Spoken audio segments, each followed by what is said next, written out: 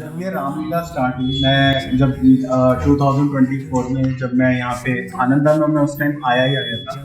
और एक बार मैंने ग्रुप पे मैसेज देखा कि हम लोग रामलीला करने जा रहे हैं। सिंस मैं दिल्ली से हूँ और दिल्ली में मैंने रामलीला की है और मैं हमेशा रावण का रोल करता था, तो मेरे अंदर ये जिज्ञासा हुई कि मैं एक बार जाके पार्ट बनना चाहता हूँ उस चीज़ का।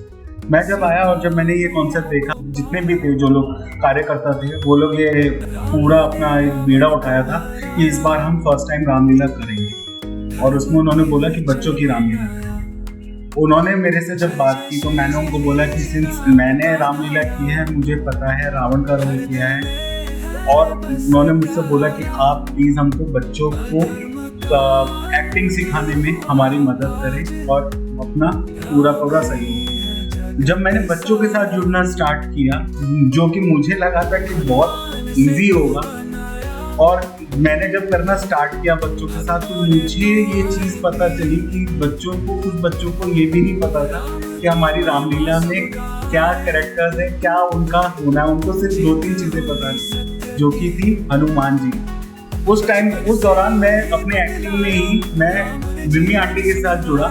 विमी आंटी और हमने दोनों ने मिलकर बच्चों को जब ट्रेनिंग करना शुरू किया, और हमारे और भी जो सहयोगी थे हमारे साथ जो एक्टिंग में ही थे, उन लोगों ने भी जब हम लोगों के साथ मिलना शुरू किया, हम लोगों ने बच्चों को बताना शुरू किया, तो हम लोग धीरे धीरे बच्चों के अंदर वो जिज्ञासा पैदा करने के लिए हमने जो छोटी छोटी चीज़ें करी वो काफ़ी हद तक रही।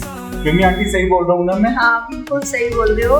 मुझे भी जब पता लगा कि आनंदामंगलम में रामलीला होने जा रही है, तो मुझे किसी ने बताया कि आप अगर इंटरेस्टेड हो रामलीला के लिए, तो मैंने कहा मैं तो बचपन से ही देखती थी, और रामलीला के लिए मैं क्लब हाउस गई, वहाँ लोग मीटिंग कर रहे थे, तो मैंने कहा कि मैं मिसेस धवन हूँ, आप जानते हो मुझे? क्या? हाँ, हम आपको जानते हैं। तो रामलीला के बारे में उन्होंने पूछा कि आपका क्या विचार है। मैंने कहा मैं रामलीला कर सकती हूँ, क्या आप कर सकते हो आंटी? मैंने कहा हाँ बिल्कुल, मैं रामलीला कर सकती हूँ। तब मैंने उनको राम का एक रोल करके बताया कि राम किस प्रकार दुखी हो रहे थे, सीता के वियोग में तड़प रहे थे। तो उनको बहुत अच्छा लगा कि मैंने उनको एक रामायण की चौपाई सुनाई, और उनको वो सब बहुत अच्छा लगा। क्या? तो उन्होंने पूछा कि क्या आप ऐसा करवा लोगी? मैंने कहा मैं बच्चों को पूरी करवाने की कोशिश करूँगी।